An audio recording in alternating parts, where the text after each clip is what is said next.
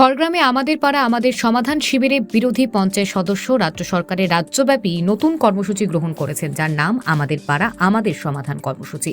এই কর্মসূচির মধ্যে দিয়ে প্রতিটি বুথে 10 লক্ষ টাকা পর্যন্ত বরাদ্দ করা হয়েছে উন্নয়নের স্বার্থে। তবে এই কর্মসূচির মূল উদ্দেশ্য হল উন্নয়ন করবেন প্রতিটা বুথের সাধারণ মানুষ। এই কর্মসূচির মাধ্যমে রাস্তা, নর্দমা, কালভার্ট, পানীয় জল, বিদ্যুৎ, স্বাস্থ্য ও শিক্ষাক্ষেত্র সহ বিভিন্ন উন্নয়নমূলক প্রকল্প এই শিবির থেকে নির্ধারিত বাস্তবায়িত হবে। বৃহস্পতিবার খড়গ্রামের পিএন সিংহ উচ্চ বিদ্যালয়ে একটি অবাক করা দৃশ্য লক্ষ্য করা গেল। আমাদের পাড়া আমাদের সমাধান শিবিরের বিরোধী সিপিএম এর পঞ্চায়েত সদস্য রীতা দাস সরকারি স্কিমের সুবিধার জন্য আবেদন জানান। এরকম দৃষ্টান্ত সমাজ মাধ্যমের মানুষের ক্ষেত্রে উন্নয়ন অনেক এগিয়ে যাবে বলে মনে করা হচ্ছে। এই অনুষ্ঠানে উপস্থিত ছিলেন খড়গ্রাম ব্লক আধিকারিক মিলনী দাস, জেলা পরিষদের সদস্য শাশ্বত মুখার্জি, সভাপতি মঞ্জু আখতারা বিবি সহ একাধিক আধিকারিক। খড়গ্রাম থেকে রফিকুল ইসলামের রিপোর্ট, চেতনা নিউজ। এখানে এসেছিলাম যাতে আমি শিবির মেম্বার, কিন্তু এখানে যে পাড়ায় পাড়ায় যে সমাধানটা হচ্ছে, যাতে আমার গ্রামে পাড়া পাড়ার সমাধানটা ঠিক মতো হয়ে যায়, সেই জন্য আমি এখানে এসে সবাইকে নিয়ে এখানে এসেছি যাতে আমার পাড়ার সমাধানটা হয়ে যায়।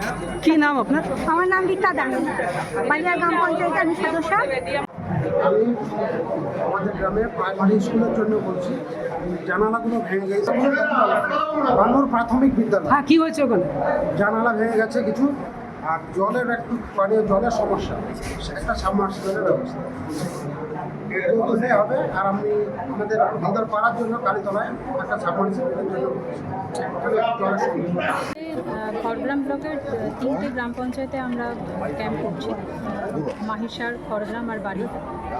খড়গ্রাম গ্রাম পঞ্চায়েত করার পর আমরা বাড়িয়া গ্রাম পঞ্চায়েতে এলাম এবং খুব সুন্দরভাবে এখানে ম্যানেজমেন্ট করা হয়েছে, সুন্দরভাবে আজকে পরিচালনা করা হচ্ছে। মানুষ মানুষের সমস্যার কথা জানিয়েছেন এবং সেটা আমরা অবশ্যই চেষ্টা করছি তার বাস্তবায়ন করার এছাড়াও পাশাপাশি দুয়ারে সরকারও চলছে এবং দুয়ারে সরকারের মানুষের ভিড় বেশ